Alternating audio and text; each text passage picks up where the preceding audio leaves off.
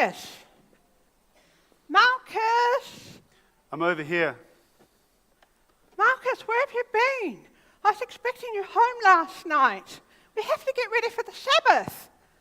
Marcus, are you listening? What? Marcus, you're bleeding. What? You're bleeding, the blood. Oh, no. No, I'm fine. I'm not bleeding. Well, whose blood is that? It's mine. But you said you're not Yeah, bleeding. no, I was bleeding, but now I'm not. Marcus, you're not making sense. Whose blood is this? Am I a good man? What? Can we focus on the blood? I told you, I'm fine. You're not fine. You've been missing all night. You're covered in blood. What's going on, Marcus? Am I a good man? Yes, you're a good man. What makes you a good person? I don't know what you're asking. Kai, I work for the high priest. I follow the commandments. I'm good at my job. Am I a bad person because I'm good at my job? What happened? Caiaphas asked me to follow someone. He asked me to listen to what he said and see where he went. And I remember the prophet, the nobody, the pretenders, you told me. yeah, that's what I thought. I was told he was a troublemaker, but I was going to do my job. I was going to report back anything that he said. And did you? There was nothing to report. He said, I am the way, the truth, and the life. No one comes to the Father except by me. At the time I thought, what arrogance! But I continued to listen to see if there was anything I could take back to my master. And was there? That's just it. The more I listened, the more everything he said started to make sense. I started to question everything. And then last night happened. Are you going to tell me? What? What happened? I'm so ashamed. Marcus, please. One of his men agreed to betray him and lead us to where he was. Caiaphas ordered me to go. I didn't have a choice, did I? And then what happened? We came here. Here? This very spot. Jesus was standing right there talking with his disciples. It all happened so quick. The blade came up. I didn't even get a chance to react. What? You told me you didn't get hurt. What happened? My ear was cut off. I don't understand. Neither do I. You're not making any sense. Blood was just pouring out. I put my hand up to try and stop it. I started to wobble. I fell to my knees.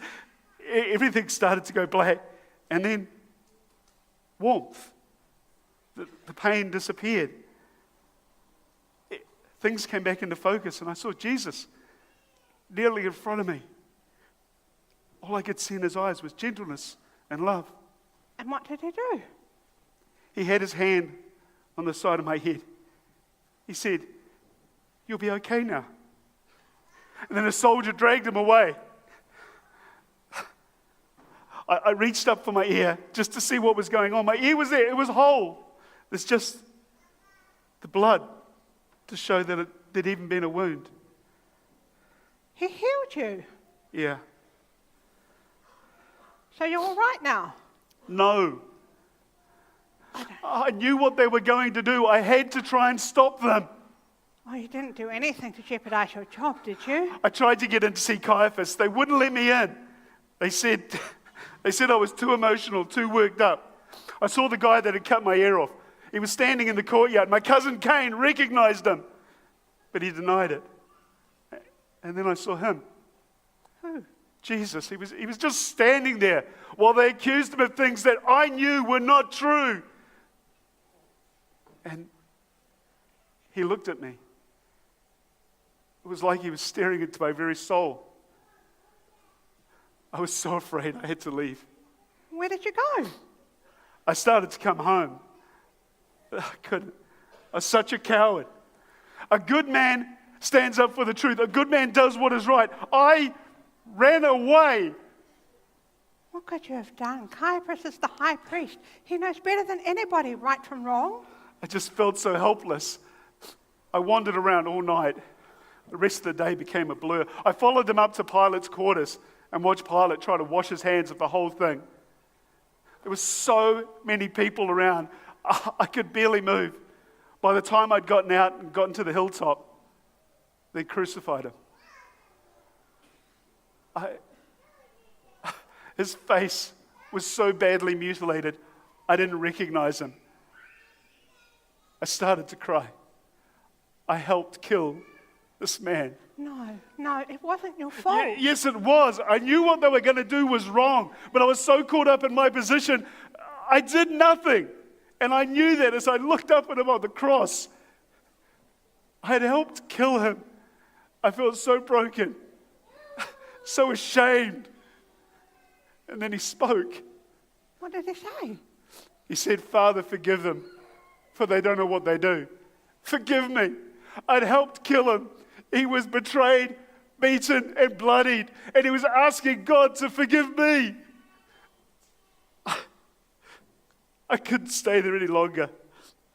I came back here just to see if I could make some sense of what had happened. Malchus, you asked me if you're a good man.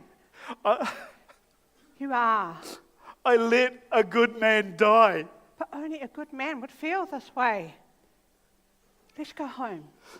I can't go back to work for Caiaphas. I know. I don't know what's going to happen. You will figure it out. How do you know? Because I married a good man.